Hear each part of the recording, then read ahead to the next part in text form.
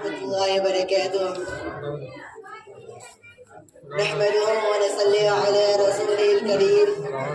أما بعد، فقد قال الله تبارك وتعالى في القرآن المجيد والفرقان الحميد: أعوذ بالله من الشيطان الرجيم.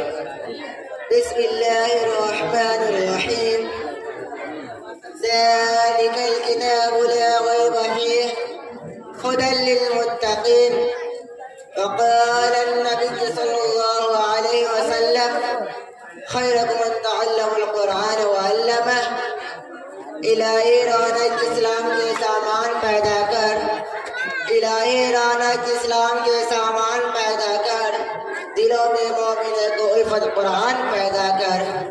صدر محترم اشتید رونق ابر بزرگ دین اور حریم جلسہ، آج کی اس محفل میں اور اس مبارک جلاس میں میرا معزز تخت دنیا کے سب سے پاکیزہ مقدس قرآن پاک ہے. ہمیں چڑھتے سورج کی طرف یقین ہے کہ اس کا ایک ایک حرف سچا اور صادق ہے. وہ قرآن کتاب جس کی سوانح مقدس بیان، مقدس و فضاحت و بلاغت کا ٹھاٹ ہے.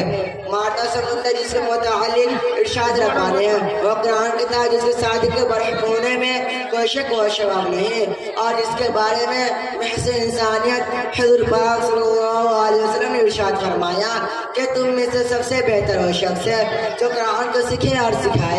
دعا کیجئے ہم سب کو قرآن پاک کی دولت سے مالا مال فرمائے، آمین. نوجوانوں، دوستو، وہی وہ قرآن رب صلی اللہ علیہ کی طرف سے عطا کرو، وہ حسین تحفہ کہ جس نے 23 برس میں قلقیل مدرسے معلم ہوا ہے.